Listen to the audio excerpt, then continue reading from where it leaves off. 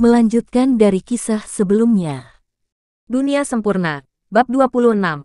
Gunung-gunung berguncang, gajah bertanduk naga, badak api, anak harimau, kuis dan rumah berkumpul saat mereka melintas ke arah mereka. Banyak pohon yang meletus tinggi tumbang seolah-olah gunung-gunung bertemu dengan bayangan banjir besar, menekan ke bawah. Daun-daun yang berantakan beterbangan di udara dan batu-batu besar berjatuhan ke bawah. Seluruh bumi di wilayah itu berguncang dan gunung-gunung bergetar. Itu adalah pemandangan yang menakutkan untuk dilihat. Orang-orang dari desa serigala adalah yang pertama menderita gelombang ini karena arah mereka berada. Dalam sekejap mata, lebih dari 10 orang terlempar beberapa meter ke udara oleh binatang buas besar sebelum diinjak-injak. Tulang mereka patah dan menjadi pasta daging. Melihat ini si Linghu berteriak keras. Pola padat, gemerlap, dan misterius di lengan kirinya melintas. Sebelum akhirnya menjadi tanda jejak kuno Raja Binatang Kuno. Sebuah gerbang terbuka dan seekor binatang buas yang luar biasa muncul. Mengaung, raungan yang menindas mengguncang seluruh wilayah pegunungan. Tubuh si Linghu tiba-tiba tumbuh dengan cepat dan keluar dari pakaiannya. Dia berdiri di tempat dengan tubuh berwarna perunggu setinggi 3 meter. Dia mengayunkan tinjunya ke depan. Dan dengan suara gemuruh, seekor binatang besar melepaskan jeritan celakanya di tempat sebelum tubuhnya meledak. Darah dan daging beterbangan kemana-mana saat tulang yang patah terciprat ke 4 arah. Adegan itu berbau darah segar. Yang paling penting adalah aura Raja Binatang yang sangat sombong menutupi langit dan bumi, menindas binatang-binatang besar ini di tempatnya. Binatang buas ini gemetar dan tidak berani maju lagi. Mata serigala tua itu mengubah ekspresinya di udara. Itu menakutkan, berbahaya dan bahkan lebih licik. Itu menemukan dari kepercayaan mana desa batu berasal. Fakta ini membuatnya merasa ancaman tak terbatas, tapi pasti tidak akan menyerah. Tubuh berharga Suani terlalu penting untuk itu. Itu memungkinkan dirinya untuk dilahirkan kembali. Serigala tua memulai serangannya, tetapi tidak menyerang si Linghu. Itu sebenarnya bertujuan langsung untuk orang lain di desa batu. Itu licik dan kejam, dan tujuannya adalah untuk memaksa si Linghu menggunakan artefaknya yang kuat untuk pertahanan dan membuatnya lelah. Serigala tua itu terkejut dan dengan cepat menghindar. Simbol di mulut melintas sebelum mengembun menjadi lampu merah dan memancar keluar. Kong, itu bertabrakan dengan binatang buas yang tidak jelas itu. Si Linghu sedikit terhuyung dan darah keluar dari mulutnya. Artefak leluhur sangat mengejutkan. Tetapi dia tidak memiliki pengetahuan yang kuat tentang teks tulang. Membuatnya tidak dapat menangani kekuatan, hanya dapat mengaktifkan sebagian dari kekuatannya. Saat ini, bukan hanya Suani, Scarlet Horn yang berharga dan barang-barang lain yang menariknya. Bahkan artefak leluhur ini menjadi sesuatu yang ingin diperolehnya. Sepasang mata serigala berkedip dengan sinar cahaya yang dingin dan ganas. Dengan melolong, serigala besar dari segala arah muncul sekali lagi setelah mendengar perintahnya dan membantu serangannya. Situasi menjadi kritis. Serigala tua ini tidak pernah mendekat dan selalu mengawasi dari jauh. Itu di udara saat melakukan pembunuhan pengecut. Serigala tua yang lumpuh. Apakah kamu punya nyali untuk turun? Si Linghu menunjuk. Kong. Serigala tua itu bergerak. Rune berkelebat dan cakar depannya yang kecil berkelebat dengan cahaya keemasan kemerahan yang indah. Simbol leluhurnya yang berharga dipadatkan dan diisi dengan ledakan. Siapapun dapat dengan jelas melihat cakar besar memenuhi udara dengan cepat mendekat. Mengaung. Raungan yang menggetarkan bumi terdengar. Itu bertabrakan dengan cakar berwarna emas. Petir menyambar dan guntur menggelegar, memperluas langit malam. Itu benar-benar pemandangan untuk dilihat. Semua orang tercengang. Serigala tua ini terlalu menakutkan. Serigala tua melolong, dan menggerakkan sekelompok serigala untuk maju dengan melegakan tenaga. Pada saat yang sama, binatang-binatang besar itu mulai bergerak juga. Melihat si Linghu dalam posisi yang tidak menguntungkan, mereka mulai mendengarkan perintah serigala tua itu lagi. Situasinya sangat kritis. Nyawa semua orang dari desa batu berada di ujung pisau. Mereka dapat dipotong kapan saja. Si kecil bergerak dan mengaktifkan gelang gigi binatangnya. Artefak berharga memancarkan cahaya. Dan setiap butir seterang bintang saat naik ke langit untuk menembus tubuh serigala tua. Ini adalah pertama kalinya serigala menjadi marah. Ini adalah giginya sendiri yang jatuh yang dihaluskan dengan segala cara yang mungkin. Itu adalah artefak berharga eksklusifnya sendiri. Tetapi sekarang ada di tangan seorang anak. Itu dengan ganas menyerang dan menghasut bernyanyi untuk secara paksa mengambil kembali gigi binatang seputih salju itu. Tiba-tiba, seluruh tubuh si kecil terpesona. Bonteks berputar di sekelilingnya seperti sarang laba-laba, menyinari seluruh tubuhnya. Dia dengan cepat mengeluarkan sepotong kulit binatang purba yang berlumuran darah ke perutnya. Kulit binatang menjadi bagian dari daging si kecil, menjadi pola simbol kuno, dan tubuh kecilnya mulai menyilaukan dan berkilau seperti nyala api. Kekuatan yang meluap ke langit memenuhi udara, mengirimkan kejutan dan kekaguman ke segala arah.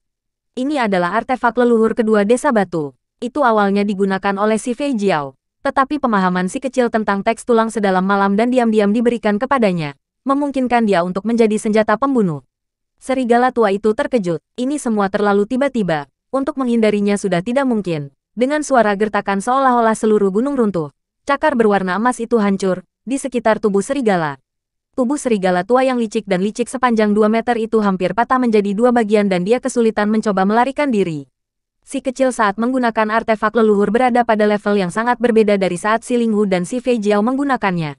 Kekuatannya meningkat dengan jumlah yang sangat besar, tetapi dia tidak dapat mengaktifkan kekuatan penuh dari artefak leluhur. Desa batu memiliki masa lalu yang gemilang. Kedua artefak leluhur ini tidak boleh diekspos, jika tidak, itu mungkin menghasut keserakahan klan yang lebih besar untuk membawa bencana. Serigala tua menjadi sangat marah dan ke pantai ke langit, berputar tinggi ke udara.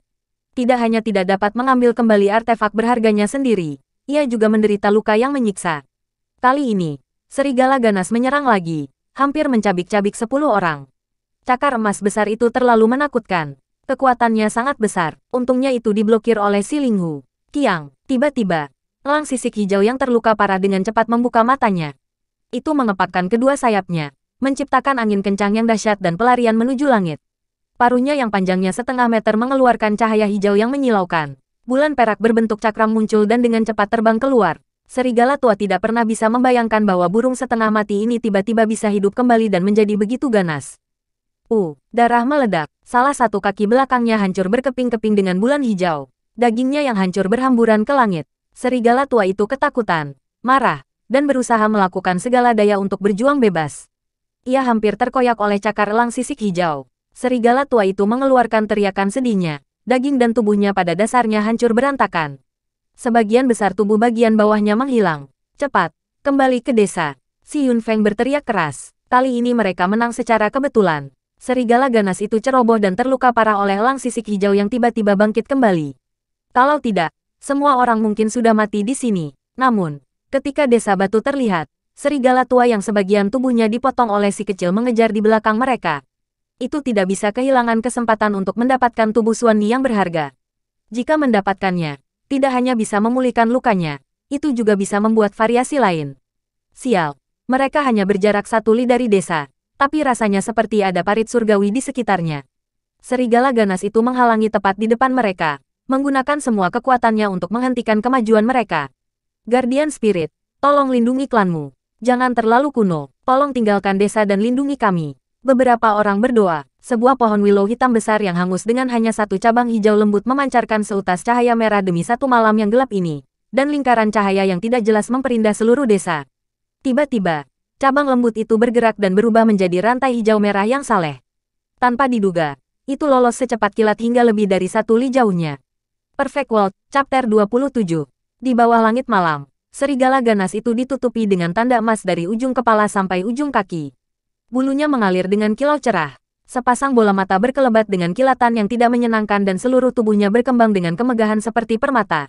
Namun, saat ini dalam keadaan ngeri, cabang yang memikat, zamrud, hijau, dan lembut itu membentang lebih dekat dan membuatnya tidak bisa menahan diri untuk tidak melolong. Mata serigala tua itu dipenuhi ketakutan. Kedua sayapnya mengepak, dan guntur terjalin dengan kilat saat ia menuju ke langit dengan tujuan untuk melarikan diri. Serigala tua berteriak ketakutan. Setiap rambut di tubuhnya berdiri tegak. Ia melakukan apa saja untuk mengepakkan sayapnya. Rune berwarna emas terjalin, dan dengan cepat mencapai setinggi mungkin. Tetapi semuanya sia-sia. Cabang willow lembut dengan cahaya cemerlang dan warna-warna cerah memiliki cahaya berkabut tebal yang muncul darinya. Tunas hijau menembus serigala ganas dari depan sampai ke belakang dan bunga darah memercik keluar. Semua orang dari Stone Village di sana tercengang. Mereka tahu bahwa pohon willow tua itu sangat misterius dan tidak persis sama dengan roh penjaga biasa. Tetapi mereka benar-benar tidak tahu bahwa itu mengejutkan. Cabang willow hijau yang subur bergetar ringan. Lampu merah menyala, dan roh penjaga desa serigala melolong saat tubuhnya mulai mengerut dan hancur dengan cepat. Bulu dan tulangnya mulai menua dengan cepat dan retak seperti kayu busuk. Akhirnya, itu jatuh dari langit malam. Setetes kecil cairan berwarna emas kental dan menetes ke cabang lembut untuk diserap. Lampu hijau mulai beredar dengan semarak. Cabang willow kemudian mundur kembali ke desa. Semua orang dari desa batu tercengang dan mereka tidak bisa mengucapkan sepatah kata pun untuk waktu yang lama. Ini adalah pertama kalinya pohon willow tua itu menunjukkan daya tembaknya yang mengerikan di depan mereka. Meski hanya memiliki satu cabang, ia masih mampu membunuh serigala tua itu. Serigala tua mati begitu saja. Banyak dari mereka merasa seolah-olah semuanya tidak nyata. Dari awal hingga akhir, perbedaannya sangat besar, dan jauh berbeda dari yang mereka bayangkan. Kembali ke desa, mereka mengangkat tubuh berharga Suanni dan mengangkat tanduk merah yang berharga sebelum mengambil langkah besar menuju desa. Cepat rawat yang terluka, si Yunfeng dengan cemas berteriak. Kali ini, kerugian Stone Village tidak bisa diabaikan. Banyak orang menderita luka serius, dan beberapa dari mereka bahkan kehilangan anggota tubuh mereka, ditakdirkan untuk menjadi cacat seumur hidup. Beberapa bahkan kehilangan nyawa. Semuanya dengarkan perintah bunuh semua yang tersisa dari pasukan desa serigala. Si Linghu berteriak keras dan mempersenjatai busur besarnya. Sebuah panah besi terbang keluar dengan kilatan dingin, menerangi hutan. Panah itu ditancapkan ke punggung Bailey King. Panah tebal mengalir melalui tubuhnya, dan darah bersemi. Bailey King meninggal. Semua yang selamat dari desa serigala memucat dan gemetar ketakutan. Mereka semua melarikan diri untuk hidup mereka. Tiba-tiba sebuah panah dingin melesat dengan akurat ke arah belakang kepala Si Hao. Si Hao mendengar suara embusan angin dingin dan dengan cepat menghindar. Di tengah-tengah beberapa semak berbaring seorang pria yang kuat. Namun, dia sudah terpapar. Tingginya pun menjulang 2,34 meter. Otot-ototnya sangat kuat, berkedip dalam cahaya logam perunggu. Itu adalah Kapten Regu berburu dari desa serigala, Bei San. Bei San mempersenjatai pedangnya dan bergegas menuju Si Hao. Melihat itu Si Hao bertindak 42 gigi binatang kristal lembut tersebar keluar dan berubah menjadi tombak ilahi saat panah cahaya dan senjata lainnya bertabrakan ke organ internal Bei San. Darah tumpah keluar dan lengannya, dan kakinya patah seketika. Tubuh setinggi 2 meter yang penuh keagungan jatuh ke tanah, menyebabkan gemuruh. Si kecil, bunuh dia. Si Linghu mengambil langkah besar dan datang dan berkata dengan sungguh-sungguh. Aku tahu. Si Hao kecil berkedip dan bulu matanya yang panjang bergetar. Wajahnya menunjukkan ekspresi yang rumit, gugup. Penderitaan, perjuangan, ketegasan semua digabungkan menjadi satu. Nak, aku tidak menyangka aku akan benar-benar dihabisi olehmu. Sayang sekali satu panahku hanya merobek lengan kecilmu dan bukan tenggorokanmu. Bei San menyeringai dan memperlihatkan seteguk gigi seputih salju yang menakutkan. Si Hao kecil menutup matanya dan berpikir tentang pamannya yang ditembak di dada oleh panah. Matanya terbuka dengan ganas, dan ditebas dengan pedang di tangannya. Sebuah kepala jatuh, menyemburkan banyak darah. Paman Linghu. Aku lelah. Si kecil membuang pedang besarnya dan berkata dengan lelah. Tidur saja kalau begitu. Si Linghu menggendongnya di punggungnya. Ketika Si Hao bangun lagi, malam telah berlalu. Luka-lukanya semua dirawat dan menjadi lebih baik. Perfect World, Chapter 28. Selama setengah bulan berikutnya, jantung pegunungan sangat tenang. Tidak pernah ada pertempuran yang terjadi. Jadi orang-orang secara bertahap melupakan pertempuran yang menghebohkan itu. Namun, daerah yang lebih jauh tentu saja tidak tenang sama sekali. Ini adalah potongan-potongan tanah yang kaya dan subur yang dipenuhi dengan ladang yang luas dan luas, puncak gunung yang indah dan sungai yang mengalir. Kuda-kuda bersisik seperti gelombang laut berlari kencang dalam kawanan besar. Itu adalah skuadron penunggang kuda lapis baja yang menutupi bumi dengan baju besi mereka yang cerah dan bersinar saat mereka berkeliaran. Roh pembunuh mereka memenuhi langit saat berlatih-latihan mereka. Jauh di sana, di lembah lain yang dikelilingi oleh pegunungan megah yang mencapai awan. Di puncaknya ada tanah yang dihiasi perak dan diikat dengan warna putih. Salju tebal terakumulasi dari suhu beku. Namun, sebuah kota besar juga dibangun di sini. Terletak di tengah gunung besar ini. Ia memandang rendah semua makhluk hidup ke segala arah. Populasi di sini sedikit, tetapi ini masih merupakan klan kuno yang mengejutkan dengan warisan menakutkan dari leluhurnya. Seorang raja memerintah di tanah ini pada suatu waktu. Sebuah benda suci benar-benar muncul di bagian hutan tandus dan sunyi itu. Sungguh tak terbayangkan. Seorang penatua berbicara. Petik 2. Ini sudah berlangsung selama 2 tahun. Dan keturunan Archaik masih belum pergi. Perlu diselidiki untuk akhirnya memahami apa yang ada di sana. Namun, kita dapat berasumsi bahwa akan ada banyak orang lain yang memikirkan hal yang sama.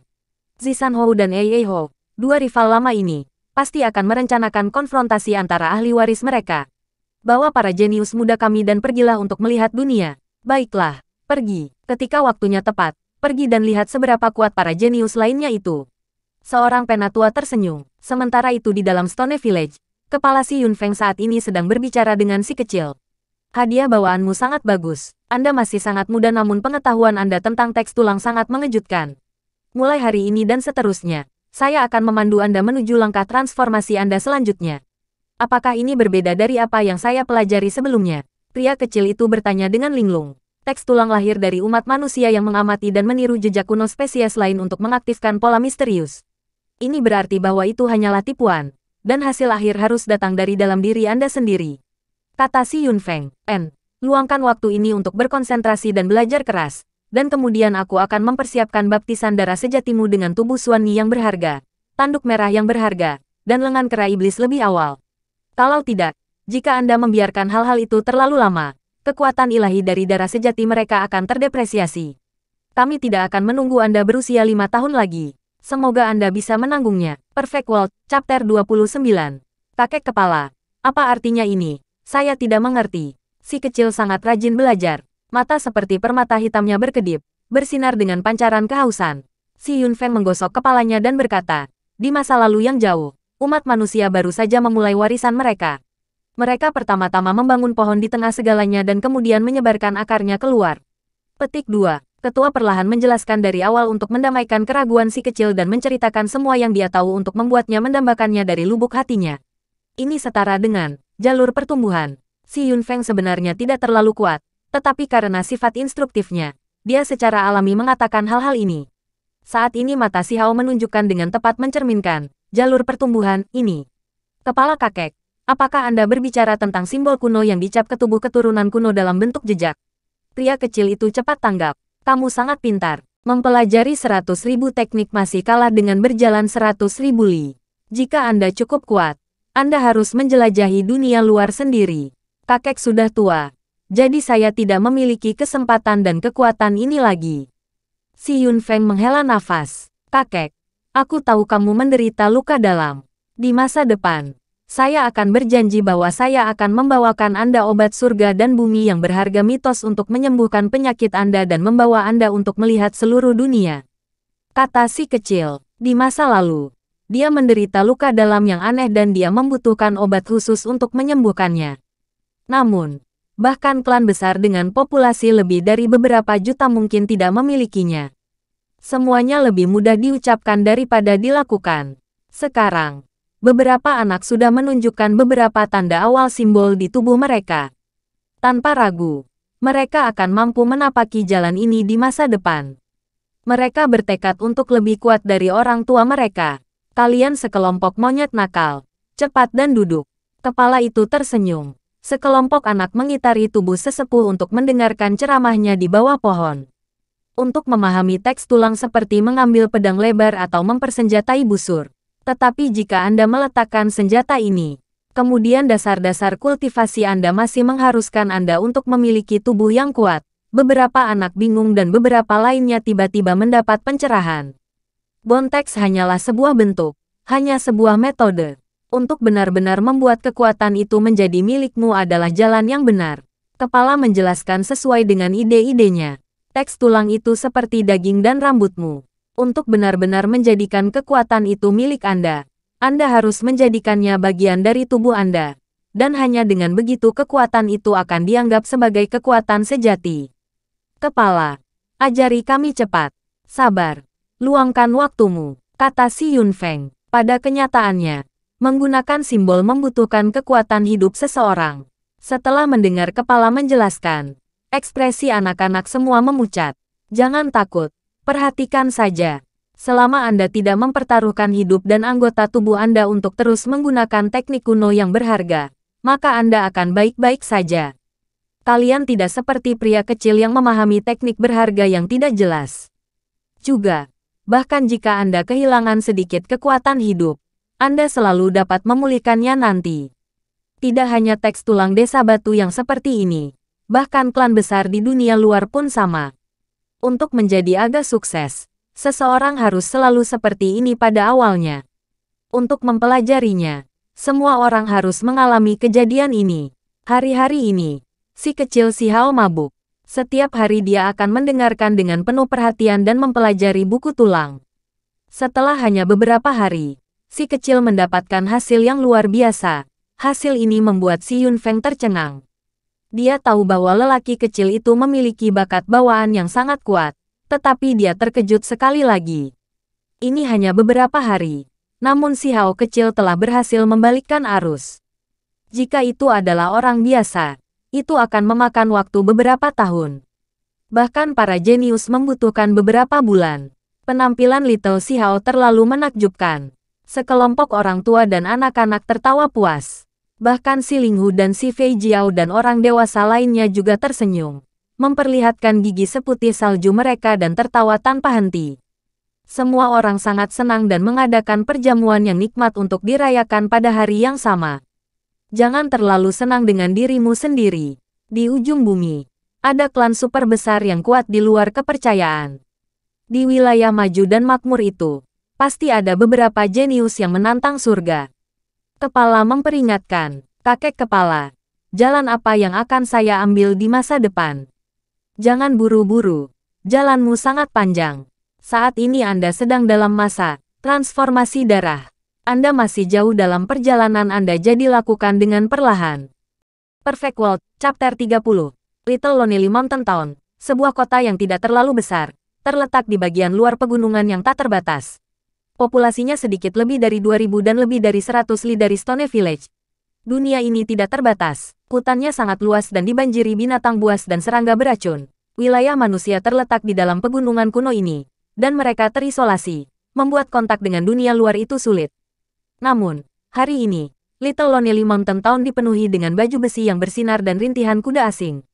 Sekelompok penunggang kuda lapis baja yang telah melewati pegunungan tiba. Mereka melewati pegunungan yang tak berujung, menabrak domain dari semua jenis makhluk ganas dan tiba dengan selamat di sini. Orang-orang dari Little Lonely Mountain Town bingung. Biasanya, sangat sedikit orang yang akan datang ke kota mereka. Namun, selama beberapa hari terakhir, gelombang demi gelombang orang datang. Orang-orang dari lebih dari 10 klan besar yang berbeda semuanya tiba, dan mereka semua adalah ahli yang tak terbayangkan. Di luar kota di tengah hutan kuno, tulang binatang tebal dengan panjang lebih dari 6 hingga 7 meter melayang 1 inci dari tanah. Itu adalah makhluk ganas yang tidak diketahui yang memancarkan sinar cahaya putih cemerlang, dan simbol padatnya berkedip sebelum dengan cepat maju ke depan sambil melayang. Ada beberapa siluet berdiri di sana dipimpin oleh seorang lelaki tua yang mengenakan pakaian berbulu. Di sisinya, ada seorang pemuda berusia sekitar 20 tahun. Dia memiliki semangat kepahlawanan yang menekan. Ada juga 2 gadis muda berusia sekitar 10 tahun. Mereka sangat cantik, dan tampak seolah-olah mereka berjalan keluar dari lukisan. Ketika mereka mendekat, mereka menginjak tulang binatang itu. Dengan kilatan cahaya, tulang besar sepanjang 6 hingga 7 meter itu menyusut seukuran telapak tangan. Lembut seperti permata yang berkilau. Itu jatuh ke tangan pria tua itu. Jelas, ini adalah artefak berharga yang sangat berharga, karena mampu terbang dari tanah sementara juga memiliki kemampuan untuk menyusut hingga seukuran 1 inci. Ternyata itu adalah ahli waris klan Gunung Ungu. Senang berkenalan dengan Anda. Pria parubaya yang mengendarai Jiao membuka mulutnya dan berkata, pria tua itu adalah Paman Zishanho. Dia tersenyum dan berkata, kolam apung besar cukup bagus, mampu mengembangkan anak muda seperti ini. Dia bahkan belum berusia 6 tahun dan sudah sekuat ini. Setelah 10 tahun, namanya pasti akan mengguncang dunia. Kamu sangat memuji dia sampai ekornya hampir mengarah ke atas. Pria parubaya Great Floating Pool menggelengkan kepalanya. Penatua klan Gunung Ungu, bagaimana kalau membiarkan aku dan cucumu bertengkar? Kata Jiao Peng yang berusia 5 hingga 6 tahun. Ternyata, kedua klan dewasa ini tidak memiliki hubungan yang harmonis. Anak kecil yang menarik, apakah Anda benar-benar ingin bertukar petunjuk? Bagaimana dengan ini? Orang tua ini akan menambahkan insentif. Saya memiliki toples yang sangat langka dan berharga dari darah sejati binatang buas di sini. Siapapun yang menang mendapatkannya. Penatua tersenyum dan kemudian melihat ke arah pria parubaya itu. Biarlah begitu. Saya tidak punya alasan untuk mengatakan sebaliknya. Di sini saya punya toples langka berisi darah burung ganas yang aneh. Kata pria parubaya Great Floating Pool. Bertarung. Lei klanku paling suka itu. Bagaimana Anda bisa memiliki hal-hal semacam ini tanpa kami?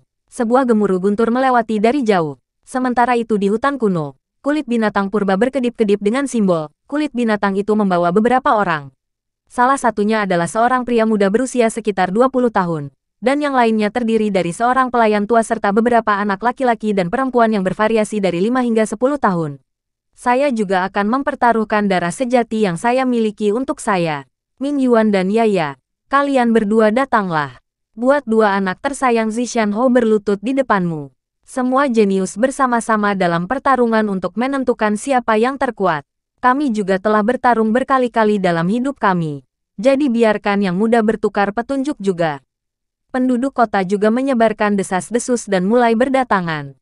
Tentu saja, kami harus bertaruh. Jangan membawa apapun selain darah sejati keturunan kuno. Seseorang berbicara, Ini membuat banyak orang mengambil napas ekstra panjang karena taruhannya benar-benar mengejutkan. Little Lonely Mountain Town ramai selama beberapa hari terakhir. Di tengah kota, hati penduduk asli semua melompat keluar dari tubuh mereka. Selama beberapa hari terakhir ini, banyak ahli telah datang, membuat mereka sangat gelisah. Benar, biarkan anak-anak sekitar 10 atau lebih muda bertarung untuk menentukan siapa yang terkuat, mengungkapkan jenius nomor 1 mutlak. Cuaca Little Lonely Mountain Town semua mulai menyatu saat ini. Lebih dari 100 li jauhnya, desa batu cukup damai dan menguntungkan. Semua penduduk desa dalam suasana ceria karena beberapa acara besar akan segera terjadi. Si Hao kecil membutuhkan waktu hampir setengah bulan untuk menyelesaikan kultivasinya, dan sepenuhnya menggabungkan teks tulang ke dalam daging dan darahnya sendiri. Seluruh tubuhnya bersinar di mana-mana dan tidak ada setitik kotoran pun di atasnya.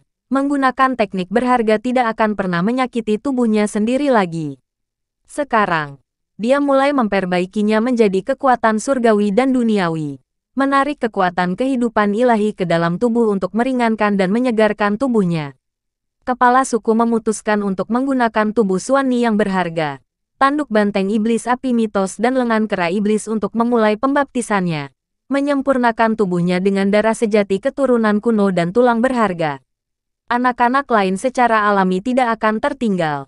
Ada Suani yang begitu besar dan jumlah darah yang melimpah, sehingga anak-anak semua dapat mengalami keberuntungan seperti itu. Nak, apakah kamu sudah siap?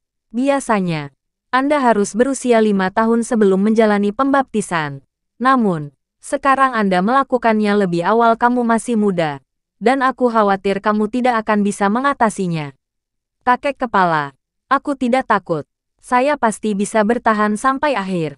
Petik 2. Kalau begitu, aku akan menyuruh orang-orang itu membawa Suani emas, lengan kera iblis dan mulai hari ini. Si Yun Feng membuat keputusan serius. Kepala kakek, jika pembaptisan berhasil, bagaimana kekuatan saya akan berkembang? Si kecil mengedipkan matanya yang besar dan bertanya dengan rasa ingin tahu. Akan ada kejutan yang menyenangkan. Dan kamu tidak akan kalah dengan para jenius dari klan besar itu. Bahkan jika Anda akhirnya berhadapan dengan mereka di masa depan, meskipun Anda lebih muda, saya percaya bahwa Anda masih akan menampilkan kinerja yang luar biasa. Kepala itu berkata dengan hati-hati.